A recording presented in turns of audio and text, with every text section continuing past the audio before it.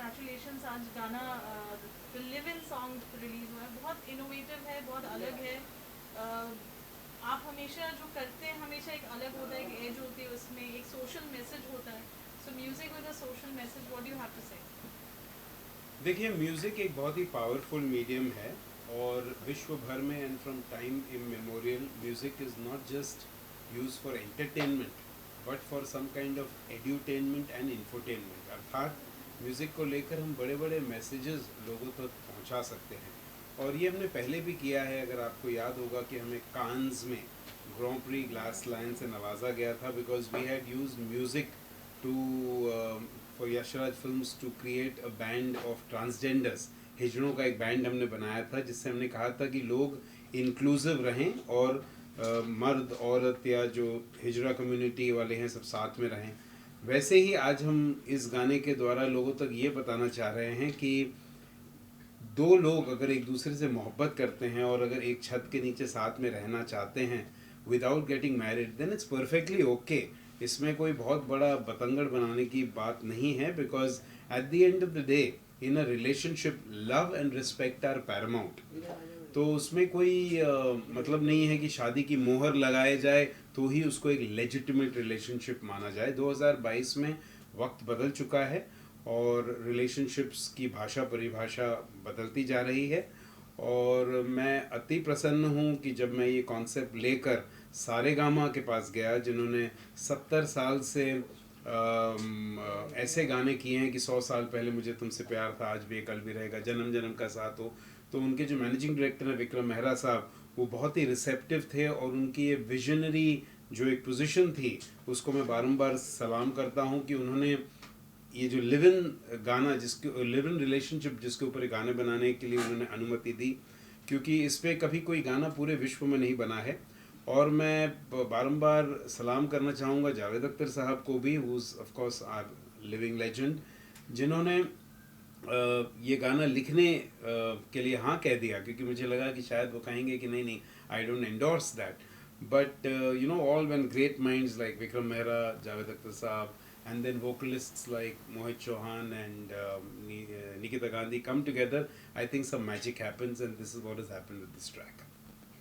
शमीरी, जब गाने की बात की जाए एज एक चीज़ अलग होती है, तो what is your thought process when you when you creating your exclusive music for anything?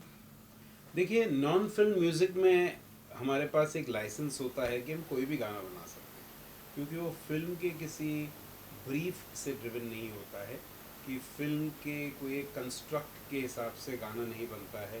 तो चाहे फिर वो लिरिक्स हो या चॉइस ऑफ सिंगर्स हो या फिर जॉनरा ऑफ म्यूज़िक हो कि हम रॉक करें, हिप हॉप करें, गज़ल करें, भजन करें, नॉन फिल्म में ये पूरी की पूरी आज़ादी होती है हमें करने के लिए। तो हमें लगता है कि बाकी तो गाने बहुत से रिलीज़ होते हैं कि तू बेवफा निकली, तूने मेरा दिल तोड़ दिया, मैंने इतनी मोहब्बत की और तू किसी और के साथ चली गई। इस टाइप के गाने तो रोज़मर्रे में आ ही रहे हैं और सालों सालों से आ रहे हैं और आज भी हम यूट्यूब ऑन करते हैं तो यही गाने सुनने को मिलते हैं। तो मुझे लगा कि जो हमारी पीढ़ी है आजकल की, जो बहुत ही इवॉल्विंग है, ये लव 2.0 के ज़माने में हम रह रहे हैं आजकल, जहाँ पर अब वो पहली जैसी बातें नहीं हुई कि आपने किसी का हाथ पकड़ लिया तो अगले दिन आपको शादी करनी पड़ेगी, या कॉफ़ी पी ली तो आप तुरंत से निकाह की बात करें। तो ऐसा नहीं है। पूरी हमारी जो जनरेशन है वो अलग हो चुकी है, उसे इस चीज़ का एहसास हो गया है कि ये जो मोहर है, एक स्टैम्प है, that does not endorse anything.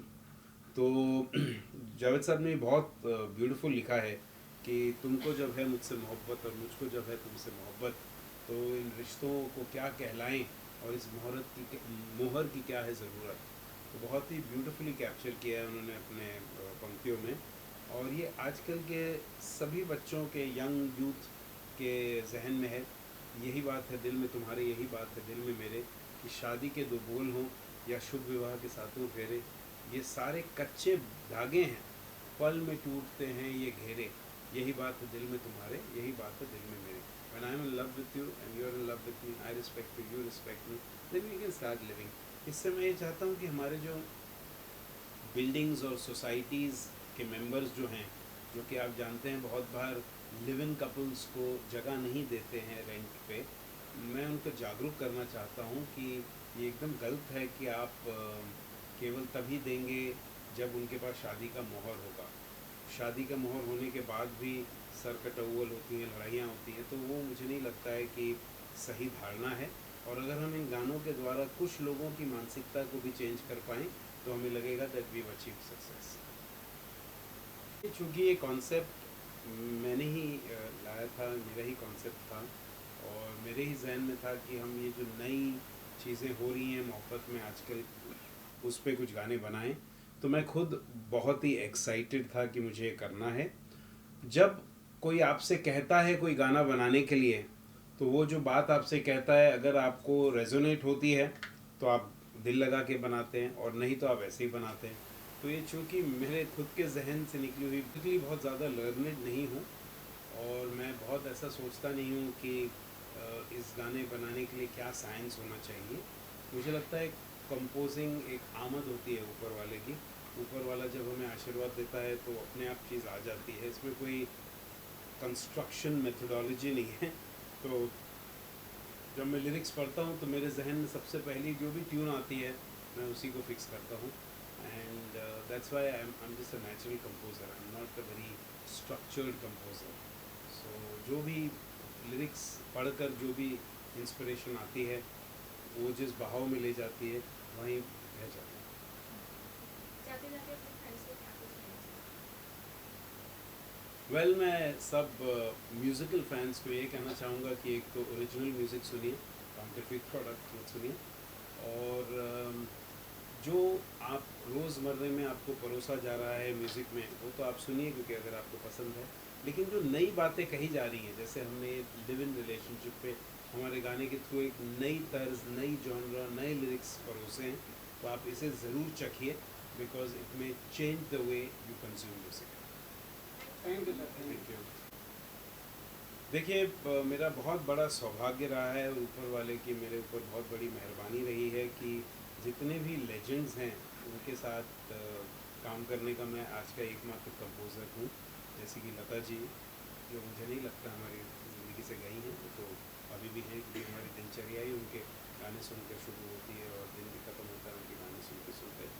सो मैंने उनके साथ, लता जी के साथ काम किया फेस 3 में, आशा जी के साथ काम किया, आशा भोसले, मन्ना दा, मन्ना डे साहब, जगजीत सिंह। तो एक जावेद साहब रह गए थे, तो मेरी ये दिली तमन्ना इस गाने से ये भी पूरी हो गई कि जावेद अख्तर साहब के साथ काम करने का मौका मिला था। He agreed to collaborate with me and that too on a subject which is so sensitive and so delicate. तो बड़ा मज़ा आया बिकॉज मैंने जब उन्हें ब्रीफ किया तो उन्होंने बिना ब्लिंकिंग एन आईलिड कहा हाँ मैं ज़रूर कर दूँगा। मुझे लगा मुझे उन्हें समझाना पड़ेगा, but he is very prudent despite his age, despite his busyness and various things that he does. He is very prudent about the youth and about what is happening in society today. तो बिना ज़्यादा उन्हें समझाए उन्होंने तुरंत से एक आध दिन में मुझे कॉल करके लिरिक्स दे दिए और फिर मैंने गाना कंपोज कर दिया। ओके, आज के टाइम पे जैसे कि बहुत सारे जो सिंगर हैं जैसे ओल्ड सॉन्ग उसको न्यू वर्जन में कर देते हैं, इस पे क्या ऐसा?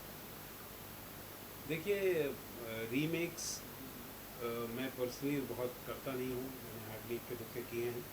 पर मुझे लगता है कि रीमेक में एक राइट होता है कॉल्ड मॉरल राइट, जहाँ हमें ओरिजिनल लिरिक राइटर और कंपोज़र से अनुमति ले लेनी चाहिए, क्योंकि उन्होंने कुछ सोच के वो गाना बनाया होता है और फिर आज का हम कोई कंपोज़र लिरिक राइटर आके उसको थोड़ा तोड़ मरोड़ देते हैं तो शायद उनकी आत्मा को अच्छा नहीं लगता होगा। तो मुझे लगता है कि जो ओरिजिनल कंपोज़र लिरिक राइटर हैं उनसे या उनके जो फैमिली कस्टोडियंस जो जिंदा हैं उनसे हमें अनुमति लेके बनाना चाहिए आइडियली। और पर उसका एक एडवांटेज ज़रूर है, I don't want to call it bad, because जो नई नस्ल है, जो नई पीढ़ी है, वो उस पुराने गाने से परिचित हो जाती है।